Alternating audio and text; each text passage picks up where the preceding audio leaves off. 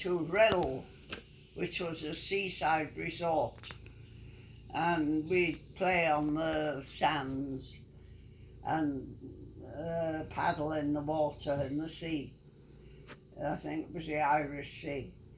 Other times we walked up to the falls. There were 3 big green pools, result of a dam disaster. Mm-hmm. I can't remember when the dam disaster happened. It was 80, I don't remember.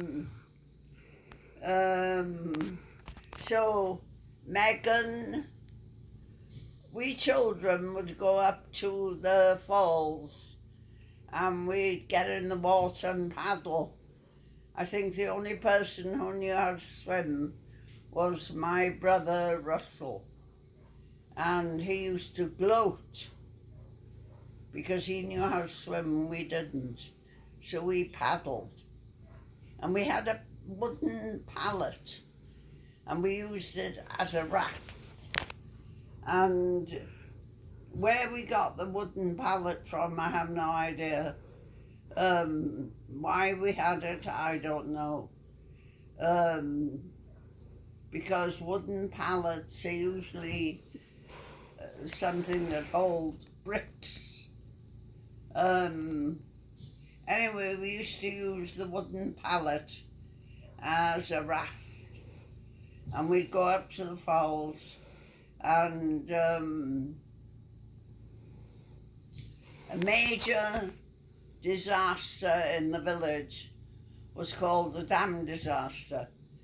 And the dam disaster occurred when it had rained a lot, and one of the dams above, the wall broke because the cement that held the water in the dam collapsed. It was poorly mixed and it collapsed, and it was called the dam disaster. And it was a big event in the village. It brought down huge boulders, and the boulders turned out to be a playground for my sister Joyce and me. That was our playground. We pretended one of the boulders was a shop, a counter, and we would pick leaves and a bit of mud, and we put the mud on the leaves, between the leaves, make sandwiches. And my mother used to call us from the boulders, Joyce and Watery, come home for tea. So, and we knew pretty well every boulder in the boulders, or on the boulders.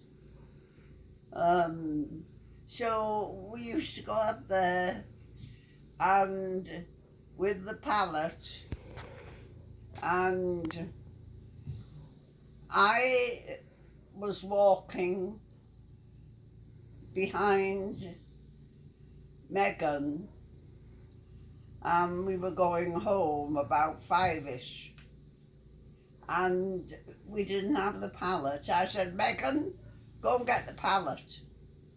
So Megan turned around and went to the pool, and the further she waded out to get the pallet, which was floating on the water, the further she was in, and she was on the verge of drowning.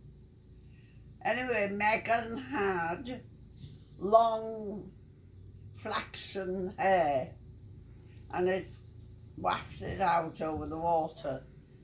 So when I saw her struggling and getting deeper in the water, there was nothing to hold on to, just a dark blue rock. And I can't remember what you call that dark blue rock. But it has a name. And So I clung on with my arm and I put my leg out and I called to Megan, "Turn around, Megan!" And she turned around and I think she brought the pallet with her and her hair wafted out and I stuck my leg out and in order to save her from drowning I pulled her in by her hair. Mm-hmm. And so that's a story about saving Megan from a watery death. Mm-hmm. And what was the other story?